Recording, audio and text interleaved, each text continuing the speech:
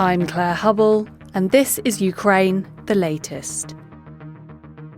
Today, as Putin announces that China's leader Xi Jinping will be visiting Russia in the new year, we discuss what this meeting means for the conflict in Ukraine. And we reflect on the 100-year anniversary of the birth of the Soviet Union.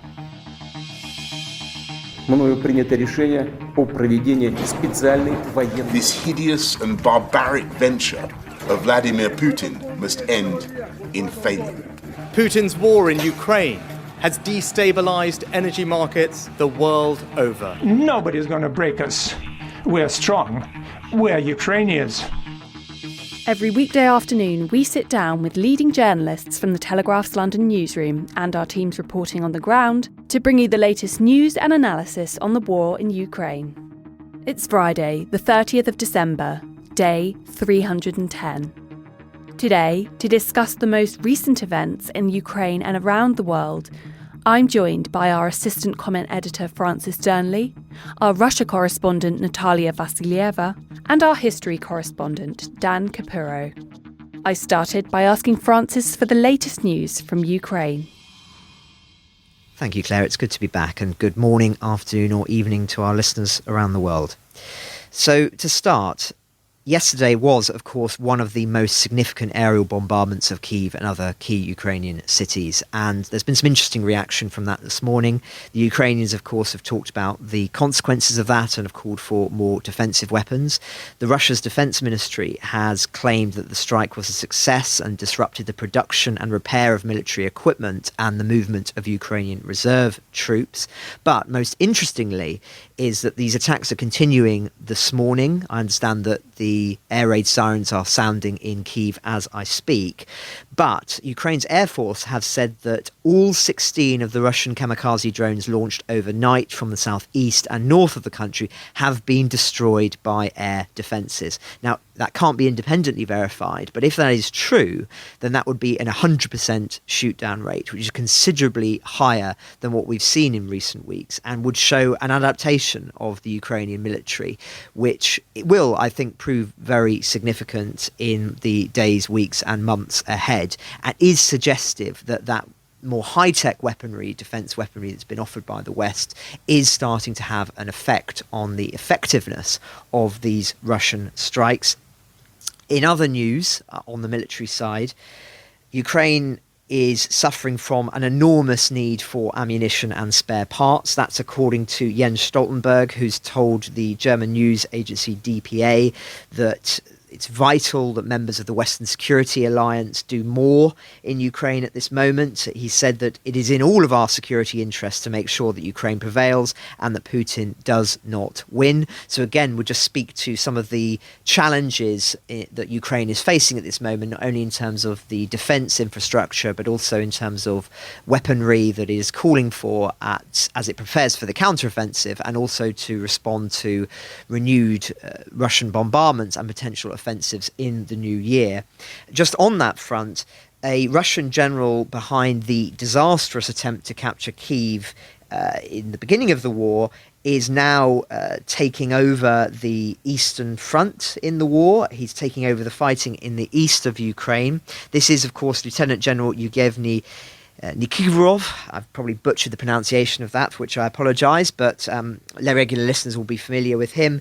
He was the commander in charge of the attacks around Kyiv at the beginning of the war. He's now at least the fourth commander of Russia's Western group of forces since the invasion, and was appointed in that role just 3 months ago. So again, this kind of disruption would, I think, speak, and indeed this is the British military defence analysis of this, would speak to the internal divisions regarding the Russian Ministry of Defence's future conduct of the war. There's been a lot of shifting of plates on this, a lot of figures moved around, and it would speak to there being quite considerable uncomfortableness, I think, with regard to the direction of travel, which commanders are in role, which generals are in place as they prepare the groundwork for what we believe will be future offences on Kyiv and in the eastern regions.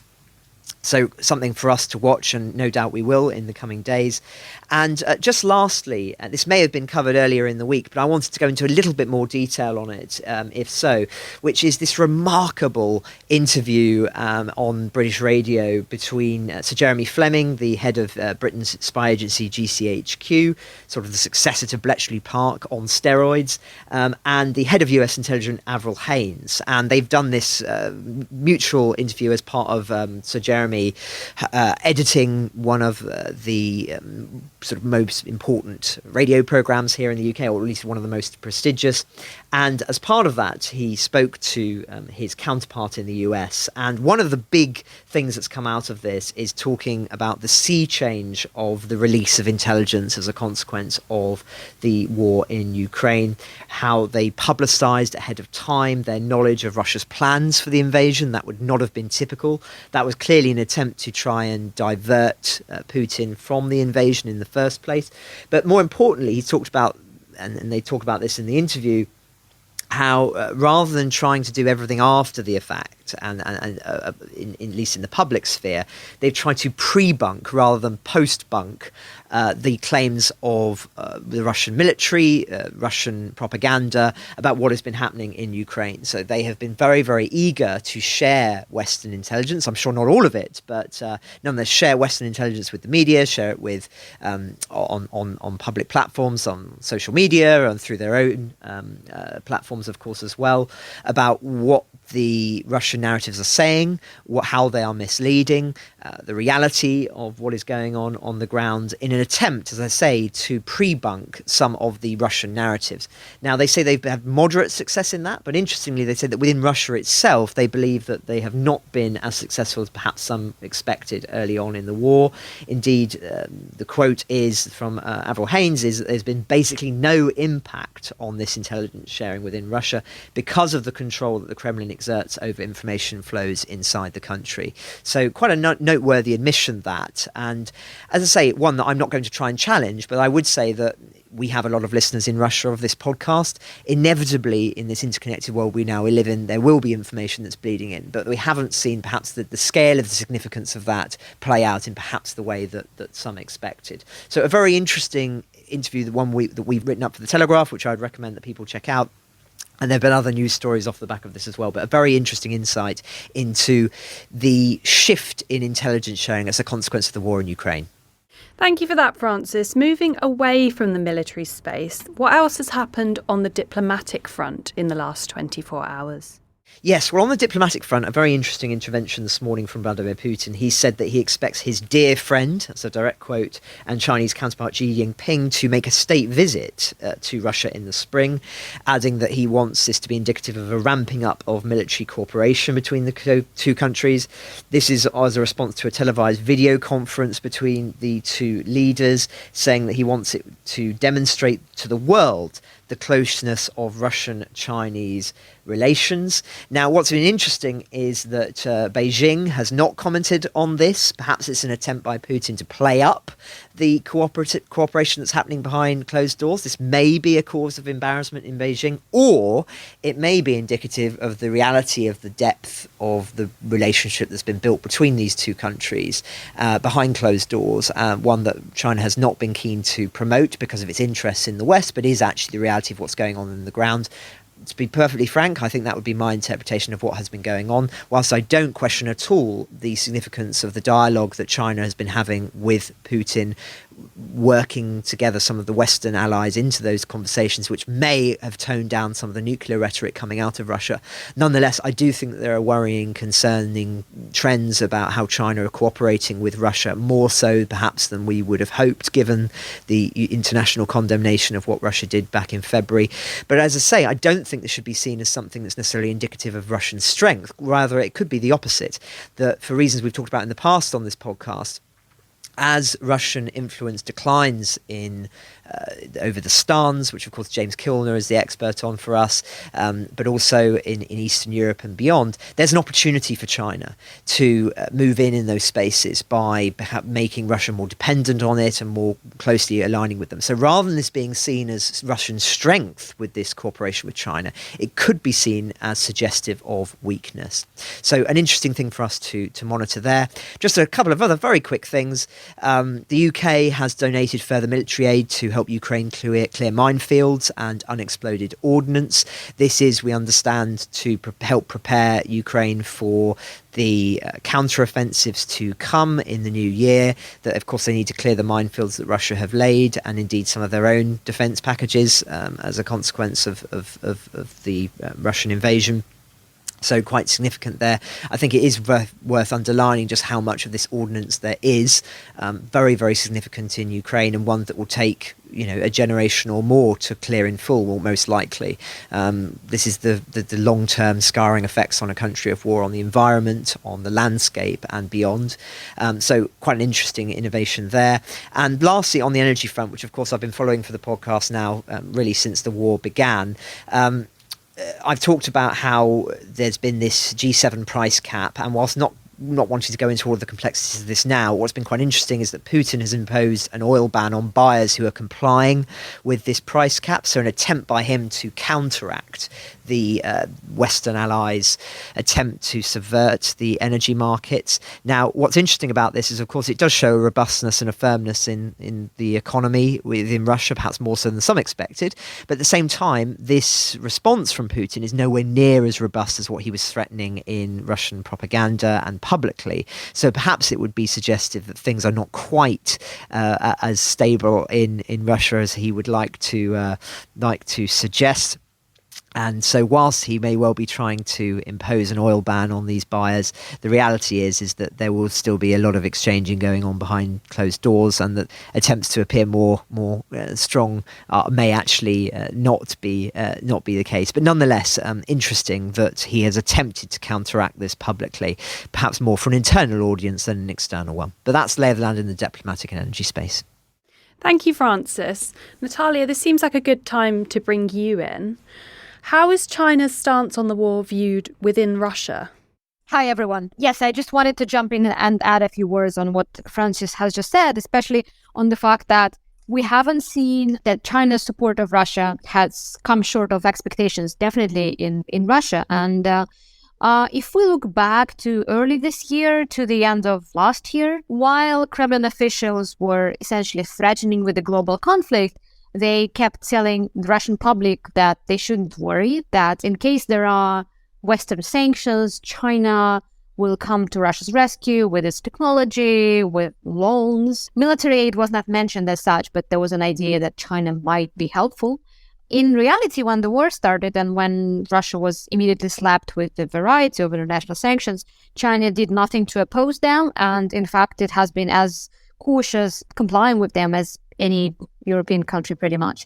And among Russian hardliners, there has been quite significant disappointment and resentment about China, who has, as many saw, who has been egging on Russia to take on the United States, to take on the West. And when it did happen, China did nothing to help out. So there's, I was just looking around what Russians were saying on social media and what pro-Kremlin pundits have been saying. Again, if you look at the readout from Putin and Xi call today, it's all very the wording from the Chinese side, especially, it's all very neutral. I mean, China says that it's ready to cooperate with Russia, but what does it mean in reality? We haven't seen any substantial help. We haven't seen any pledges of loans, aid, or technology cooperation. For example, Russia is really struggling, as we know, to source some of the high-tech imports that would be crucial for its military sector, such as microchips. And just a very interesting thing that I read on the Telegram channel of Sergei Markov, a former lawmaker who often channels Kremlin narratives in a very direct way. So what he said is that, he just basically came up with a shopping list of what Russia would like to see from China, including military help. And he said words don't no longer carry much weight. And that's quite a widespread opinion right now. And obviously, Vladimir Putin, when he said at the top of this meeting that he's inviting Xi to visit, that he, in fact, expects him to visit in spring, we don't know if that's going to happen or not. But obviously, he's trying to sell it to the Russian public as a sign that Russia is not in international isolation, as the West claims. And that obviously, if Xi does come and visit, it would be a huge boost for him and a huge sign of China's solidarity for Russia. Interesting. Thank you for that, Natalia. I'd like to come back to a story that we did touch on briefly yesterday on the Ukrainian missile which landed in Belarus. Natalia, what else do we know about this incident? Sure. Essentially, this is the first time that we saw the Ukrainian war spill over into Belarus, which is quite astonishing because we are nearing the 11th month of this conflict. And as we know, Belarus served as a launchpad for invasion, including an assault on Kiev. But Belarus as such has not seen any hostilities. There has been not a single incident attributed to the war. And just yesterday, as Russia was launching its missiles on Ukraine, one missile appears to have landed in a field in rural Belarus in the west of the country. And Ukraine has, in fact, claimed responsibility. A Ukrainian military spokesman, said this morning that the incident was, quote, the result of air defense. And Belarus is making quite a big deal out of it. They summoned the Ukrainian ambassador, describing the incident as, quote, very serious, and asking Kiev to take measures not to make sure those incidents don't happen again. Again, this one air defense S-300 rocket did not cause any damage or any casualties. But again, it's a spillover of conflict that has been raging in Ukraine for 11 months, and obviously it was only a matter of time before we saw incidents like that on the Belarusian side of the border, just like we saw stray missiles landing in southern Russia, for example. Thank you again, Natalia. Today marks 100 years since the birth of the Soviet Union on December the 30th, 1922. Daniel, if I can come to you first, could you give us an outline of the key moments from the Union's history that we should know about? Sure, absolutely. I think maybe some of our readers, certainly not those in Eastern Europe, but maybe here in the UK and in the US, might be sort of surprised to hear that it's the 100th anniversary of the foundation of the USSR, because, of course, the much more famous date is the October Revolution, five years earlier, in 1917. But what's often missed from the kind of the story of the Soviet Union is actually those first 5 years, or the 5 years preceding its foundation, which are really essential to explain why the Soviet Union ended up looking the way it did, but also what happened afterwards in the 90s and subsequently, and really helps us kind of understand where we are today. So, very brief recap, but people will know there was the revolution which overthrew the Romanovs and the Tsar in Russia. Subsequently, they stayed in the war, but that went disastrously wrong, and you had the October Revolution in which the Bolsheviks came to power. Russia was then plunged into a civil war between the whites and the reds, so monarchists and communists, to simplify heavily. But what's sort of also forgotten in the West is that this period of 1917 to about 1923 was incredibly tumultuous, and there's a historian, Robert Gerrath, who's written a book called The Vanquished, Why the First World War Failed to End, which looks at this period. And, we sort of think First World War, 1914, 1918, done and dusted, empires collapsed, fine. But actually there was a huge amount of violence, coups, counter-coups and so on that was going on in Central and Eastern Europe and Asia as well, that followed the First World War, that we often forget in the West. And of course the key area where this was happening was in what had been the Russian Empire.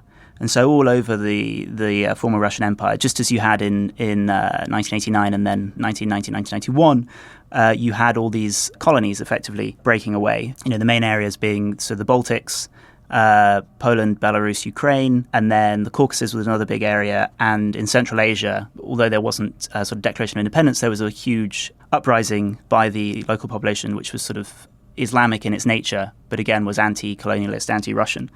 Now, the interesting thing is you look at the Bolsheviks when they took over and you think, well, it's all sort of revolution and workers' rights and all this kind of stuff. Well, why did they then go on to crush and conquer so many of these nations that declared independence, often for the first time. Not always successfully. Obviously, most famously, Poland and the Baltics held them off. Why did they do that?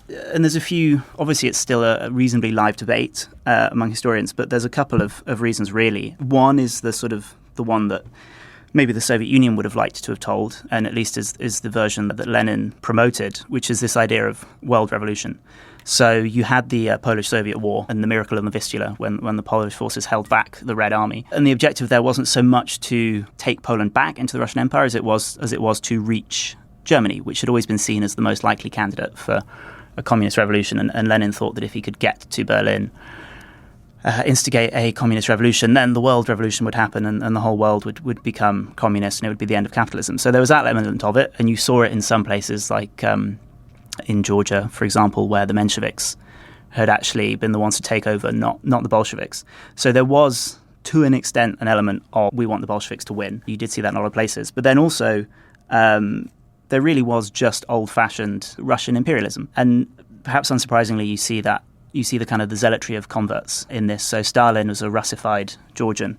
Lenin himself was not a big fan of Russianized minorities from the Russian Empire. He was, to an extent, pro-autonomy, which Stalin was not. Stalin was very much anti-ethnic minorities, as we saw later on.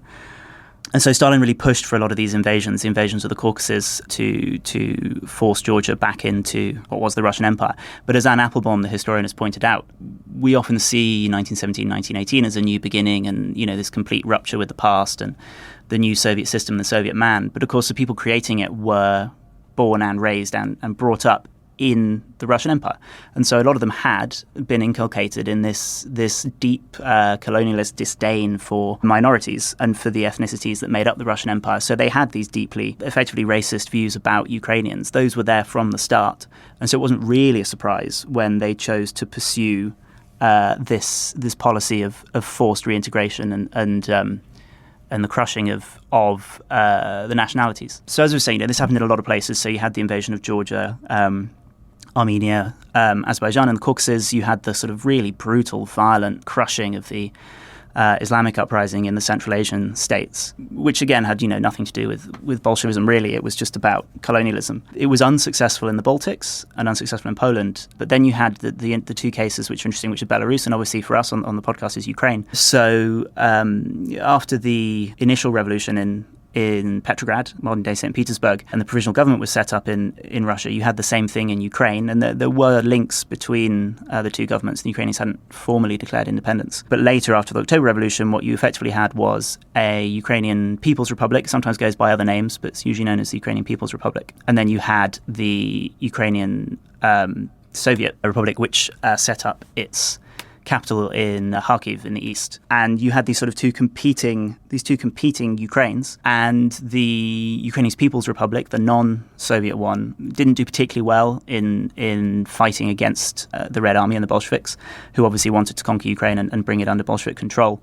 And they turned first to the Germans, who were still in the First World War at this point. They ended up conceding a lot of sovereignty to the Germans, and they pushed back the Red Army and they pushed into Russia. But then, of course, the Western Front collapsed, the German Empire collapsed, the Germans withdrew, and the Ukrainians were left again at the mercy of the Red Army. At this point, they turned to the Poles, who they had actually just fought a war against over Galicia, Eastern Galicia, which they handed over to the Poles. They sort of gave up their claims to sovereignty on it for their backing. But again, the Poles, having sort of won their own war against the Soviets, negotiated peace, and Ukraine was left on its own and was crushed by the Red Army, and this kind of brief flowering of Ukrainian independence was ended. And it was very similar situation in Belarus, although that independent form of Belarus never had quite so much territorial control. And then you see, so why sort of 1922 matters and the creation of the Soviet Union. Once you'd had this crushing of the independence movements all over the former Russian Empire. And obviously concurrent to this, you've got the Russian Civil War going on and the interventions of Western powers. Once the war was petering out and it was clear that the Bolsheviks would remain in power, you had this great debate about how to set the nation that would follow. Obviously there was the desire at least to pay lip service to the anti-imperialism of communism, even if they sort of proved that to be nonsense by crushing all these independence movements. But there was a desire to pay lip service to it. And it also comes at a crucial period where Lenin is becoming ill. He'd obviously die in 1924, but he was becoming ill and unwell. He had strokes. And Stalin had really kind of pulled all this power around himself quietly, sort of surreptitiously pulled all this bureaucratic power. And the two men had very differing views of how the Soviet Union should be formed. So Lenin, maybe idealistically, maybe not, depends on your view of him, seemed to genuinely believe in a collection of autonomous states that Ukraine, Belarus, Georgia and the like should not be integrated into Russia, but should be part of a union of Soviets. And then you had Stalin, who wanted exactly the opposite, who wanted to force them into the Russian Federation, which would still be communist, but it would be Russia. It would not be a union of Soviets. And to an extent, Stalin sort of outmaneuvered Lenin. Basically had him, he was stuck on his deathbed effectively and not able to manipulate things to his own ends. So to an extent he was outmaneuvered by Stalin. But the end result was something of a compromise, which is why, as listeners probably already aware, the Soviet Union was the Soviet Union. It was this collection. Obviously Russia claimed to be a federation within, but then the Soviet Union itself claimed to be a federation with autonomous states. Now, to an extent, this was obviously nonsense. These countries had been forced under the Russian and the Bolshevik yoke. The Ukrainian politically had no say in the outlook here, although obviously Ukrainian members of the Bolshevik party had a little bit more influence. But even if the outward structure was one of autonomy and federalism, the reality was an incredibly centralized state with lots of central bodies. And so on the face of it, at least in the short run, it appeared as if Stalin had won. Of course, Serhiy Plokhy, the Ukrainian historian, makes this very good point that the structure of the Soviet Union effectively allowed two things. One, it allowed Russian national identity to continue independent of the Soviet Union and what was going on around it. And then separately, to a smaller extent, but to an extent, it allowed Ukrainian, Belarusian, and other nationalities to continue to exist. So the Ukrainian Communist Party was quite important for a long time. I think we talked about it previously on the podcast about how they had sort of their autonomy to an extent within the Communist Party, not so much as Ukraine. But Serhiy Plokhy sort of calls it he says, almost by default, Lenin became the father of the modern Russian nation, while the Soviet Union became its cradle, which was this idea that the Russian Soviet meant that there were Russian institutions. It meant that in 1989, 1990, when Yeltsin came along, there were Russian institutions that he could use in some sense still of Russian identity that was separate from the Soviet Union.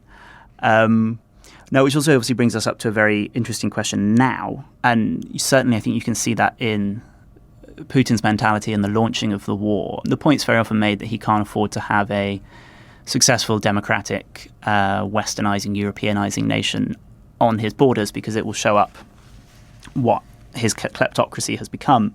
But I think there's another interesting question, which I'd be fascinated to hear what Natalia has to think about this as well. But for a long time under Putin and in sort of the post-Soviet world, Russian identity and maybe before the Soviet Union as well was wrapped up in this idea of the Orthodox Church and the Russian language. We talked about this previous podcast about the idea of the Third Rome and Moscow being sort of the heart of Pan-Slavism and being responsible for all Orthodox Christians.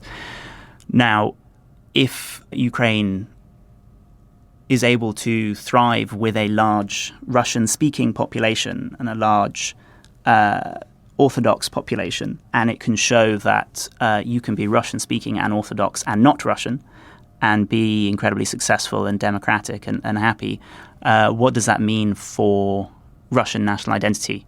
If, these, in theory, sort of unifying national institutions are not exclusive to Russia, what does it mean for Russia to have a state? And I think that's kind of this thread, this question that runs through from 1922 to today. It's so interesting hearing Daniel's perspective on this. I mean, I've got a few reflections based on what he was just saying, and also just generally about the Soviet Union and its significance, not only in the 20th century, but of course now into the 21st. I think it's important to emphasise that, for right or wrong, listeners will know my view, the Soviet Union is the most significant political edifice of the previous century, but I think it's important to emphasise that it is littered with misunderstandings and paradoxes.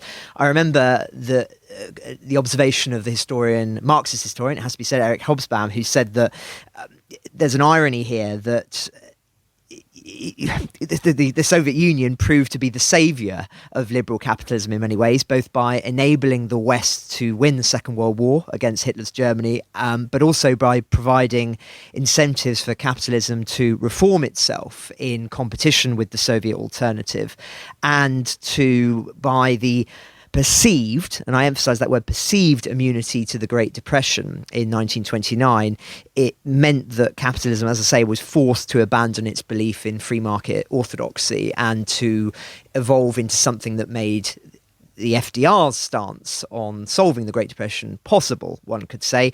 So that is, I think, an unintended consequence of the Soviet Union's role in history, is this sort of intellectual role and an economic one. But I say perceived there because I think that it's really, really important to poke some holes in some of the understandings about the Soviet Union in the 20th century. I remember that Stalin said something like, and so I'm paraphrasing here, that he found Russia with a wooden plough and left it with the atomic bomb as a consequence of his 5-year plans and of socialist ideology. But I think this is misleading. It's true, of course, to an extent, but I think it's really important to stress that, yes, whilst the Soviet Union did produce record economic figures under communism, it's not the full story. Part of this success was due to the injection of capitalist methods through necessity in the 1920s, like wage differentials, which of course goes completely against Marxist orthodoxy. It also is a result of the exaggeration of production figures by factory managers who feared retribution from above if they didn't deliver on these gargantuan orders from on high. In a similar vein, it's often said that the Soviets had a pioneering view of women's rights, but actually, in many ways, that again was born of necessity rather than as a consequence of this real ideological, progressive underpinning. It was an attempt in the desperate economic plight of the 1920s and 30s to bring more people into the factories to try and churn out the kind of figures that they believed would be required if there were to be economic or literal warfare against the Western powers. But fundamentally, as I say, I think the economic achievements seem much more modest when one were to, posit the idea that what if capitalism had actually been able to be properly fired in the Soviet Union in the 1920s and 1930s. Yes, it achieved much through the modernizing practices of socialism, but capitalism proper was never given a chance with the collapse of the Tsarist regime. If it had, who knows, maybe we would have seen astronomically high economic achievements in Russia as a consequence of capitalist injection. But we never saw that. So yes, the socialism may have made strides forward in the economic realm and many people may have been lifted out of poverty, but that's not necessarily a success of socialism. Rather, it's a success of a system that was breaking away from the autocratic model of the Tsarist regime that was old-fashioned in many ways and lacking in innovation.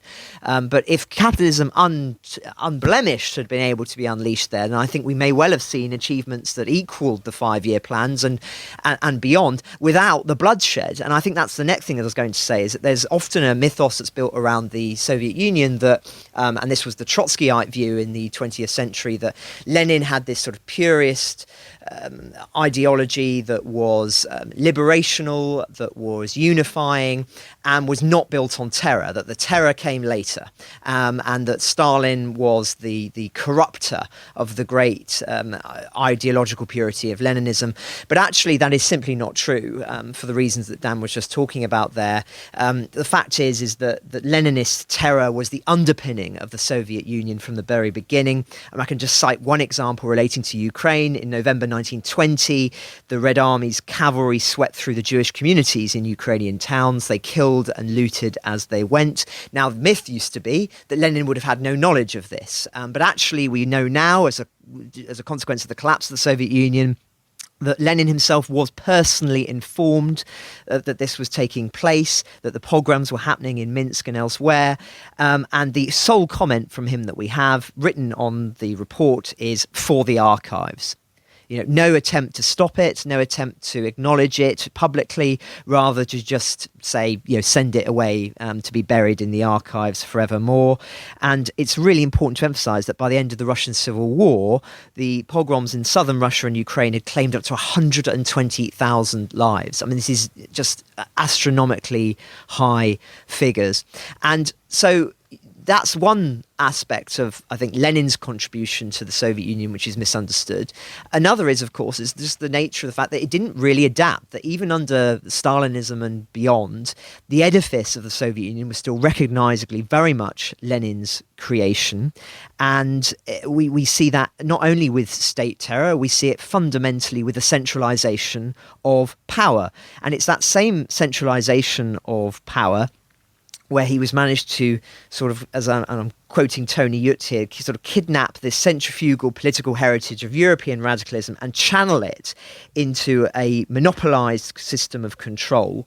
That legacy not only meant that when the Soviet Union collapsed, it was always going to have to collapse from the centre, and which is of course what happened for reasons I've talked about in the past, when you got Gorbachev there who tried to reform the system from the centre, which wasn't really possible because of the legacy of Leninism, and when he sought to do so, the whole thing collapsed. But it's also very relevant to now when we look to Putin's Russia, because Putin's Russia still lives on with this centralised legacy that Lenin built and that the Soviet Union essentially remained unchanged with for much of the 20th century. And the consequence of that, of course, is that with state power so centralized, it means that it makes it much easier for leaders like Putin to control the media, to control the economy, to control all the things that we've spoken about at length. And I think that's a direct consequence of the Soviet Union's heritage. It's also, of course, very relevant as well to how we've already talked at length in the past about how Putin sees the legacy of the Soviet Union. He sees its collapse as the great tragedy of the 20th century. And so he's able to use this historical memory, not only of the prestige that Russia formerly used to have and its influence, but also and underlining the fact that when the Soviet Union did implode, it was disastrous for many Russians. This was a trauma, a national trauma, not only with its loss of prestige, but because of the economic consequences of this for many, many millions of Russians. And so you've got this very, very complicated legacy of the Soviet Union, but one that is extremely important for understanding not only the 20th century history, but also modern Russia. But of course, I'm sure that Natalia will have a lot of thoughts on that. So over to you, Natalia. I also just wanted to ask what your experiences were and thoughts about the Soviet Union growing up. Oh, that's, there's a lot of unpack. And first off, I just wanted to respond to Daniel's comment about Putin's idea of Russia as a third Rome and the fact that Ukraine is another Christian Orthodox nation and that it has Russian speakers. And what if it could become like a second new, better Russia? That's an idea that did circulate in Ukraine and in Russia before the war. I think we can safely say that it's absolutely dead because the Russian invasion has been so traumatic that a lot of Ukrainians, some of the people I know personally, they would be Russian speakers, they would be from Russian-speaking regions, but they intentionally stopped to speak Russian. They switched to Ukrainian. Like if you look at their social media accounts or, if you talk to them, it's like we're no longer speaking Russian because everything about this country is so triggering and so awful, obviously after all of the traumatic events that this country has gone through. So obviously, yes, Ukraine is building itself as an anti-Russia, as something that represents the things that Putin despises, such as democracy or a country built on its communities rather than on a vertical of power, as Putin called it.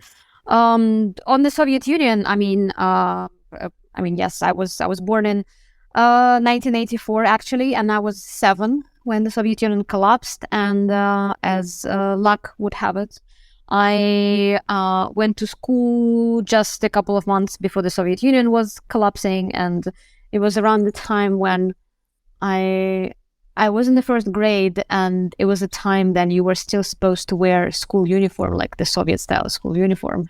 And at the end of the first term, that country collapsed, and it's like you no longer had to wear it, and you just like you started to look very different, and like your school pictures, you would look like any Western student. And before that, you had the Soviet era about you. I mean, it's a very complicated discussion, and I'm sure we don't have enough time for that. What I would like to say is, of course, I completely agree with Francis on his point that Putin is building his legacy on the Lenin legacy, on the legacy of the Soviet Empire. But speaking about Russian leadership now, they appear to be espousing such a toxic hodgepodge of ideas with mutually contradictory things. For example, Putin is full of admiration for the Soviet Union as a great superpower, as a superpower with an atomic bomb, as a superpower, which was one of the countries that defeated Nazism. But he's also scathingly critical of Lenin as a revolutionary leader, as someone who toppled a legitimate government. At the same time, Putin is full of admiration for the Russian Empire. So he's not someone who's ideologically driven. And that's why we're talking about the foundation of the Soviet Union now. It's not a holiday. I mean, it used to be a holiday in Soviet times. Russians don't mark it anymore. And with all of the things that changed this year, obviously, Putin is set to try and instill however he can, some sort of ideology in Russians to say that there are Russian speakers in Ukraine, we have to protect them. Russia is doing a good thing, but there's no attempt to put up the Soviet Union as a paragon, as something to strive. So that's why this day, that's why today, the day of the foundation of the Soviet Union, has passed largely unnoticed in Russia. It's not something that people mark or celebrate. Most of the time, people are completely unaware of it. Thank you, Natalia. I'd like to come to our final thoughts. I'll start with you, Francis. What would you like to leave our listeners with? Well, I just wanted to touch on a story that we've had come in the last sort of couple of hours or so, which I haven't had a chance to read the original source material, but I hope to later today. And this is an interesting insight into the new Labour government of the 90s and early noughties here in Britain. So Tony Blair, of course, as he is now, was Prime Minister at the time. And we have papers that are released by the National Archives, and so we understand a little bit more every 20, 30 years, depending on when the documents were timed based on their release. We learn more about the kind of memos, the kind of conversations that are happening behind closed doors. Sometimes they're absolutely revelatory from a historian's perspective. Other times they're more, less so. They're more mundane. But this is an interesting one. So we understand that Tony Blair argued that Putin should be given a seat at the international top table, despite deep misgivings amongst officials at the time about the new Russian president. So these files talk about how he believed as Prime Minister that Putin was at heart a Russian patriot, and that it was important to have him at the top table in order to encourage him to adopt Western values. And it talks about how behind the scenes there were officials who still feared that he represented a return to old Cold War Soviet Union attitudes, very interesting based on what we were just talking about there, and questioned whether he could be trusted. But it seems that Tony Blair was convinced after having meetings with him that Putin was somebody who could be trusted. And indeed, I went to an event a couple of weeks ago by Alistair Campbell, who was Tony Blair's director of comms, quite a controversial one, it has to be said. But he said the same, that Tony Blair really did believe that Putin was somebody who could be trusted. And evidently, I think it's fair to say now that either one of two things has occurred. Either back then he could be trusted, that he was in a different position ideologically and politically, and as a consequence of perhaps mistakes by the West, changes in Russia, that his perspective has fundamentally changed in a harmful way in recent decades, the longer that he has been in power, that there was an opportunity lost, shall we say. But the other is, of course, is that Putin had managed to pull the wool over the eyes of the Western world for a long period of time, and that he was building up power, building up capital, building up strength in order to be able to rebuild aspects of the Soviet Union that were available to him. And indeed, that's what we would be seeing in Ukraine if that view were true. I'm not going to attempt to posit one argument or the other now. I'm sure listeners will be able to guess my own view. But nonetheless, I think it's not just Tony Blair here that I think this speaks to. I think it's a general general naivety amongst Western leaders around Putin for a sustained period of time, not only in the 1990s and early noughties, but of course that we've talked about at length in the immediate lead up to the invasion of Ukraine. Many European leaders did not believe that Putin would do this. They thought it went against their understanding of Putin's ideology and his belief system. And so, there's been clear misunderstandings, failures of intelligence, however you want to articulate it, around Putin. And I would just end that we talked about China earlier on. And I think there's perhaps potentially a similar naivety going on around China. You hear almost all the time dialogue around China being articulated around this idea that, well, they're too pragmatic, too nonsensical, that Xi has all of these attributes that Putin was once said to have had, an essential pragmatism. And yet, you read about these closening of ties between Russia and China. And I just wonder whether historians in the long term will say perhaps we may have made the same mistake. But perhaps a topic for another day. Thank you for that, Francis. Over to you, Dan.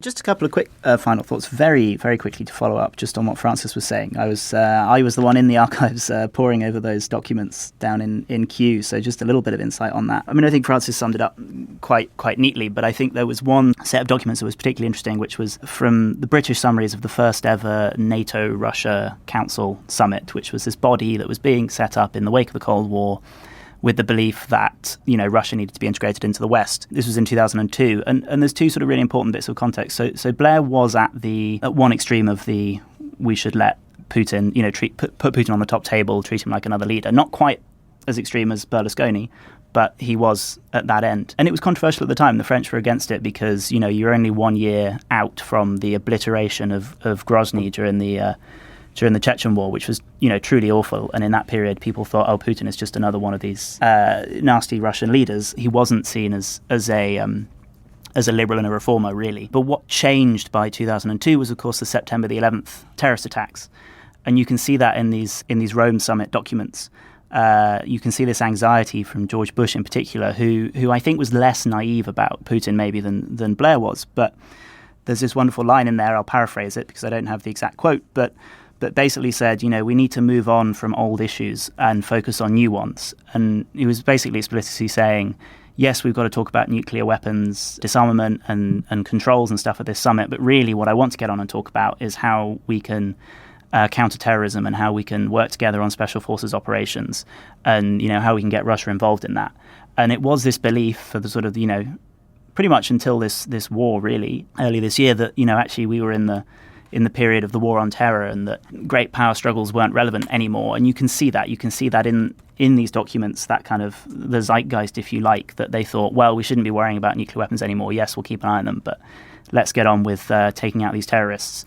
And of course, China and Russia over the last few years have proven that to be deeply misguided. But just my real final thought, if you like, and this is coming off what we were saying earlier about the Soviet Union and off some of what Natalia was saying, which is that, Natalia used an important phrase, which is the Soviet Empire.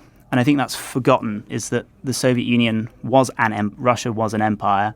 And lots of Russia today is a remnant of that empire. It actually is, despite what Putin sort of portrays to the West, an incredibly diverse country with lots of ethnic groups, many Muslims, indigenous people in Siberia. And I think you can only understand the Ukraine-Russia relationship if you understand the colonial element. It's not the same as the Czech-Slovak relationship or perhaps the Spain-Catalonia relationship. It's not one of those of, two groups of people who at various periods, were in the same state. It wasn't the Norwegian-Swedish Union. It was a colonial relationship in which Ukraine was conquered in southern Ukraine and Crimea, as we've discussed on a previous podcast. And unless you can understand that context, I think you miss entirely what's happening right now in Ukraine. Thank you, Daniel. And finally, over to you, Natalia. Thanks for this. Obviously, fascinating discussion on the Soviet Union. I would like to speak more about it, but obviously we're running out of time. So we're just 1 day away from New Year's Eve, which is the major holiday in both Russia and Ukraine.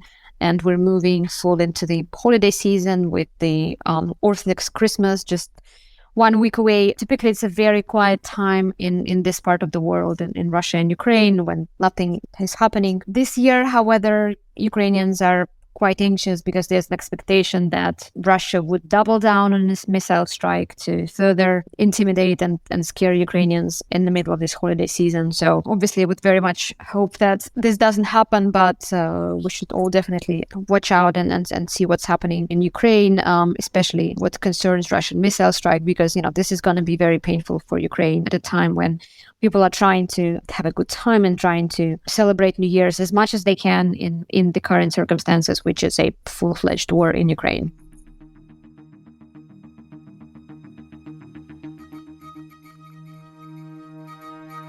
Before Christmas, we asked you listeners to send in your thoughts as we head into the new year. Here's a selection of those messages. Hello, my name is Andrew, and I'm an active duty United States Marine stationed in Okinawa, Japan. And since I started listening to Ukraine the Latest back in March, I've learned so much about the relationship between Ukraine and Russia, and I really appreciate your team's comprehensive and nonpartisan analysis of the conflict.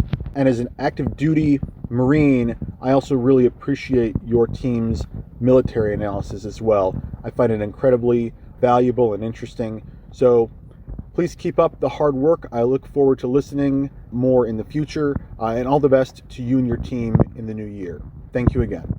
Hi guys, it's Josh from Adelaide in Australia. Been following your podcast since near the beginning of the war. I just find it the most sort of independent and insightful and comprehensive coverage and consistent coverage that I've seen, and very helpful to sort of get through this experience with people who are as interested as I am in it. It's such an injustice against humanity, and in day-to-day life it's easy to just act as if it's not happening, but it is happening every day. And it's good I listen to the podcast every day to remind me of it. It's actually just a sickening thing, but it's good to know that there's people that care and that the Ukrainians are doing everything they can to liberate themselves from the disgrace that is Russia. And my grandpas both fought in the Second World War, and for me I've just grown up with a huge appreciation for democracy and liberal values, and Russia's just shitting all over it. So this is really important, and really applaud you guys for what you're doing in your coverage, and I hope you keep doing it. Thank you. Alistair Gibbons, 54, based in Bristol but originally from Liverpool. I mean, I don't read the Telegraph. My politics are left of centre. I'm not particularly establishment. I'm not a public school boy.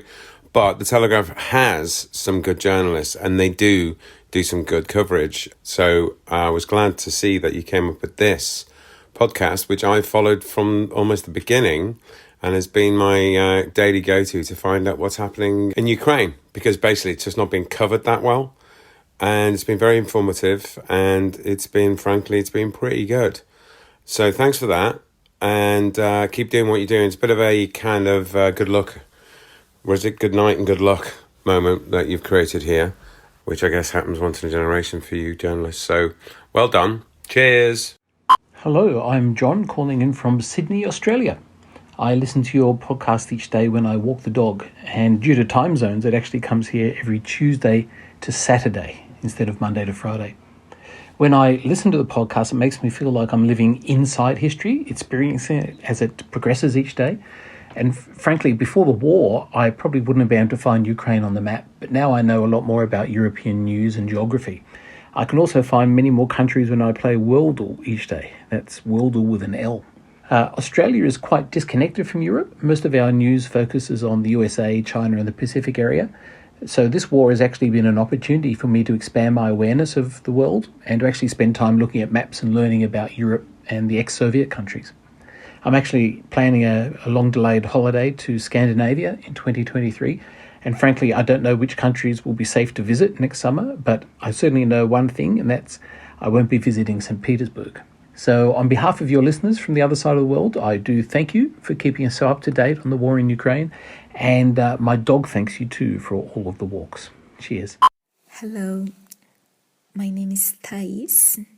I am recording this from southern Minas Gerais, Brazil, from a grieving country because of the death of Pelé. But I really wanted to thank you for the inspiring, exceptional coverage of this full-scale invasion of Ukraine by Russia. It's really important for us here to have access to Ukraine the latest, because we have been overwhelmed by the degree and the power of Russian disinformation here. So thank you. Secondly, I'd like to share with you the reason why, despite having no previous bond with Ukraine, today I am about to finish my second term of Ukrainian language. So this year was really a journey from faraway Brazil into Ukrainian history, language, struggles, and I think it was for me easy to see what was happening there despite all the disinformation, because we here have so many indigenous peoples fighting the same struggle, the same fight, the traditional use of their lands. And it's an unexpected link, but it's the one that drove my attention to Ukraine. So thank you again, and Slava Ukraini, and glory to Pelé.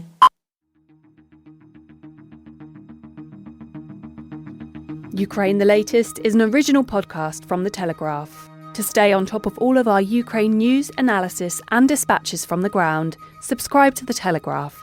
You get your first 30 days completely free at telegraph.co.uk/audio. Or sign up to Dispatches, our Ukraine newsletter, which brings you stories from our award-winning foreign correspondents straight to your inbox. You can listen to this conversation live at 1 p.m. each weekday on Twitter Spaces. Follow The Telegraph on Twitter so that you don't miss it. If you enjoyed this podcast, please consider following Ukraine the Latest on your preferred podcast app. And if you have a moment, leave a review as it helps others find the show. You can also get in touch directly to ask questions or give comments by emailing podcasts@telegraph.co.uk. Ukraine the Latest is produced by Louisa Wells and Giles Gear, and today on Twitter, Jaden Irving.